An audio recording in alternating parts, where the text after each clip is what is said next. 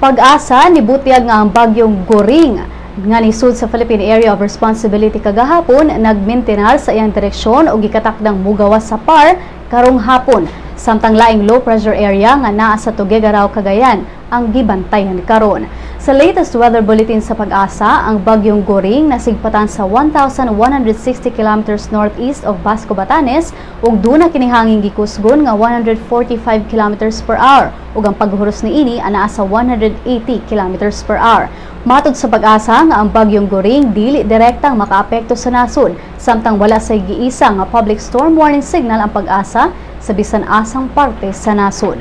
Ang bagyong Goring gikatakdang anaa sa gawas sa PAR ugma sa buntag sa may northeast sa Basco, Batanes ug paingon kini sa direksyon sa southern Japan. Samtang gibantayan karon sa Pag-asa ang usa ka low pressure area sa 130 km east-northeast sa Tuguegarao City, Cagayan.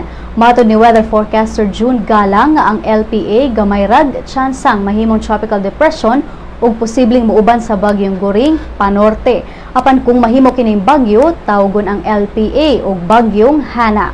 Alang sa kahimtang ug sa temperatura sa panahon karon, aniya si Alice Canasa gikan sa Pag-asa Mactan. Ani ato labing walahing kasayuran, madagumon ang kalangitan, inubanan sa mahinay nga kasarangan nga mga pag-ulan-ulan, pagpanugdog ug pagpangilap, ang masinati ditong dapita sa probinsya sa Cagayan, Perla, Apayao, Ilocos Norte, mga isla sa Batanes, Calayan ug Babuyan. Samtang panagsa nga na sa pagkamay madagumon ang kalangitan, inubanan sa panagsa ug daklit nga mga pagpanugdog ug pagpangilap, masinati sa uban nga dapit sa atong nasod, lakip na dinhi sa tibuok lalawigan dakbayan sa Sugbo. Mahinay nga tos kasarangan ng hangin gikan sa amihanang silangan, eri na sa bagatang silangan, may magpasulabi nga muhuros sa amihanan ug tunga-tunga nga bahin sa Luzon. Samtang gikan sa bagatang kasadpan ngadto na sa kasadpan, ang hangin nga muhuros sa uban nga bahin sa tong nasod. Ang barabara sukod sa temperatura karong adlaw, kun ang kabugnaw ug ang kainiton, nagasukad kini gikan sa 24